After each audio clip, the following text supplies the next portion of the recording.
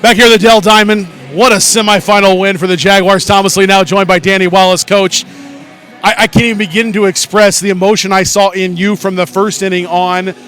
The adversity, Jack James comes on, didn't know he was going to pitch, and throws a gem. I mean, everything really went right because of the grit and the determination of your team. Yeah, I mean, there's so many things to talk about. And I guess the first thing certainly would be that Zach James didn't know he was pitching 15 minutes before he was pitching. And the only thing that probably helped him was we had said, hey, you guys are together in game one since it's an elimination game. And so he had kind of prepared, and then Jacob just wasn't able to go. It just didn't feel right, and we don't think it's anything serious. It just didn't feel right.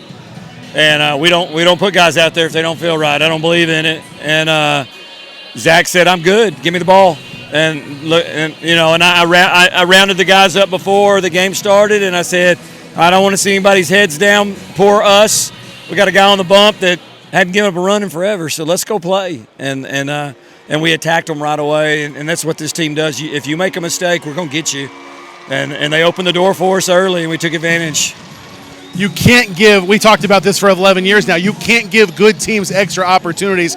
That's exactly what you guys got in the first. Jumped all over them. It was 4-0 before anybody got settled in their seats. Yeah, I mean, they couldn't even get the guy that they brought in warmed up in time before it was 4. And then I was a little paranoid in the second and third because I thought it should have been 5 or 6, and I just knew they had one inning in them somewhere.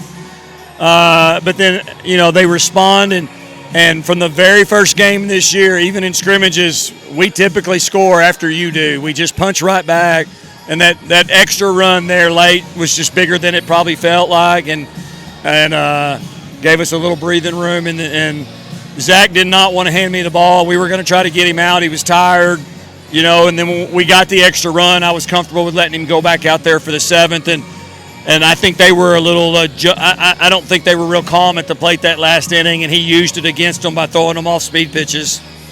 He retired 7 of his last 8, so he gave up the runs. He closed out that 5th and just mowed him down in the 6th and the 7th.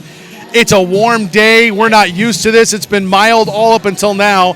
He really dug deep and found something extra. I thought that was really special for him. It was, because when I went out there, we talked about it. I said, hey, we get out of here and it's 5-3, all good. And he handled it great. And then we said, hey, if anybody else gets on, we're going to pull him. They got the 1-2 out runner, but Zane immediately looked over at us and waved us back. And, he's been back there 3 years. I trust him. And the rest of it is history. Yet another great decision made by Zane Becker behind the plate. Yeah. Offensively, you guys grinded out, put some base runners on. They made a pitching change and brought in a guy just as good, pitched better than the starter did today, who's had a phenomenal season. Yet you guys are still able to grind out a couple of runs late to help continue to put some distance between you and them. Talk about the approach at the plate that's been so key to your success all year. Yeah, well, the first thing would be we don't strike out. I mean, I don't know how many times it happened today, but it wasn't more than 3-4. So you got to earn all 21 outs, and we run down the bases hard, and we forced a couple of errant throws today, and I thought we hit some balls on the screws that just went right at them, or it could have been a lot more. Seemed like they were playing with 4 outfielders, and sometimes those guys that they have are really good. Yeah, and they are. They can run. They ran down a couple. Unfortunately, they didn't get to 1 or 2, and we hit some balls really hard in the infield right at people, and I know Glazier ate up a guy at third, and Garrett hit a ball really hard that ate up the shortstop, and we just do what we do, and it just works.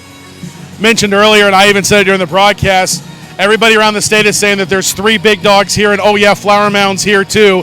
You guys definitely turned some heads with the performance you put out there here in the first semifinal. Well, that mantra that's been passed around all week hadn't gotten out of our locker room or our dugout because, you take away our slump at the end of the year and everybody would have been talking about maybe the top 4 teams in the state, rank-wise, we're all here. We belong here. We proved it, and we just beat a great Cy Woods team, and so I guess we'll see if we can handle tomorrow. Guys are off enjoying themselves now. You're going to be here putting in work, scouting the other semifinal game. Find out if you're going to play Westlake or Pearland. I know it's got to be you're torn. You want to go celebrate with the guys and hang out with them and grab some dinner, but at the same time, you got work to do. There's one more game to win. Yeah, we're not done. And they wouldn't they wouldn't expect anything less. I mean, they know where I'm going to be. They wanted to come watch, and I told them no. I wanted them in the air conditioning, get out of this heat, and I go eat, shower, and relax, and they'll follow it on their phones. Those guys, amazingly loose for what a stress-filled environment this is. It's just one of the very special things we'll always remember about this 23 team, isn't it? Yeah, we joked about it in the dugout there at the end because in 14, it was 9-1, 10-0, and there was a little bit of stress in the first game, but not a lot. And there was no stress in the second game, and this one was tight even when we were up. And so it's fun, and they just seem to just love it. Well, they're thriving in it. You guys are one win away from your second state championship. Congratulations on the semifinal win, Coach. Thank you. That's Danny Wallace, head coach of the Jaguars. We'll be back tomorrow, 4 o'clock first pitch, scheduled on Champion Sports Radio.